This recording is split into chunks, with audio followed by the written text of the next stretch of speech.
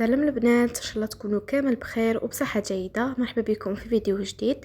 اليوم جبت لكم هاد الحلوى المعسله توالم بزاف مع لاتاي، تقدروا تحضروها في كامل مناسباتكم وافراحكم. جات بزاف بنينه معسله حتى للقلب. انا كانوا عندي ضياف وحضرتها لهم من السهره كامل، عجبتهم. يلا نبداو على بركه الله في الوصفه تاعنا. هنا عندي مبشور نصف حبه الليمون، عندي كيلة تاع البيض، نصف كيلة تاع سكر خاشن. هنا الكيلة اللي تعبروا بها البيض كملوا عبروا بها جميع المكونات. عندي رشة تاع الملح ومغرف صغيرة تاع لافاني، ونخلط كلش بالفوي حتى يذوب كامل هذاك السكر ويصبح اللون تاع الخليط ابيض.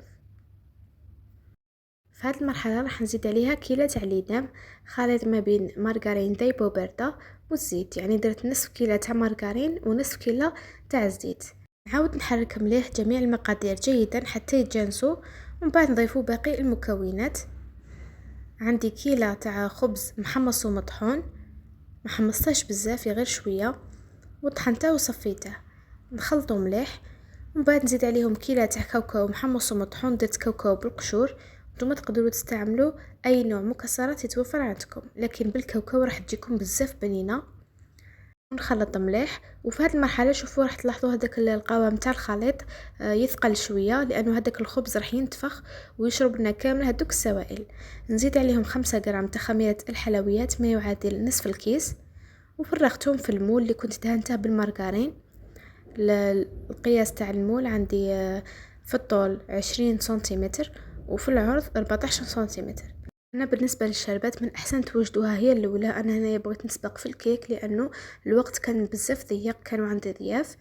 هنا درت كيلة تاع السكر، يعني كاس تاع 220 مليلتر، كاس تاع السكر، 2 كيسان تاع الماء وشريحه ليمون. حطيتهم فوق نار متوسطه، كي تبدا تغلي نحسب عليها 10 دقائق ونطفي مباشره.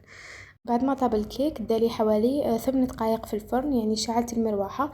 ما راحش يديكم وقت بزاف في الطياب.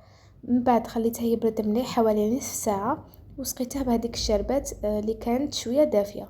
اذا حتى ما يتعجنش، دائما لازم يكون العكس، يا اما الحلوى سخونه ولا الشربات بارده ولا العكس.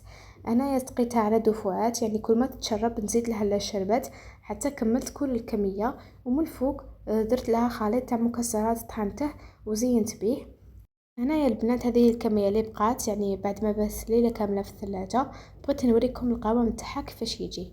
جات بزاف بنينه ما شاء الله. نتمنى انكم تجربوا هاد الوصفه تاع خبز الباي على طريقه امي، ربي يحفظها، دائما نديرها لنا بهذه الطريقه، محال نبدلها، يعني تجي ما شاء الله مشرب حتى للداخل، معسل ومشي حلوه بزاف. راح نوريكم القوام تاعها كيفاش يجي. اذا عجبتكم وصفه اليوم بارطاجوها حتى كامل البنات يجربوها، واشتركوا في القناه اذا كنتي اول مره تزوري قناتي. مرحبا بك، اشتركي وفعل الجرس دائما يوصلك الجديد، وحطوا لي جيم لهذا الفيديو حتى تطلع اكبر عدد من الناس. ما بقى غير نخليكم نتلقاو في وصفه جديده باذن الله. استودعكم الله الذي لا تضيع ودائعه، والسلام عليكم ورحمه الله تعالى وبركاته.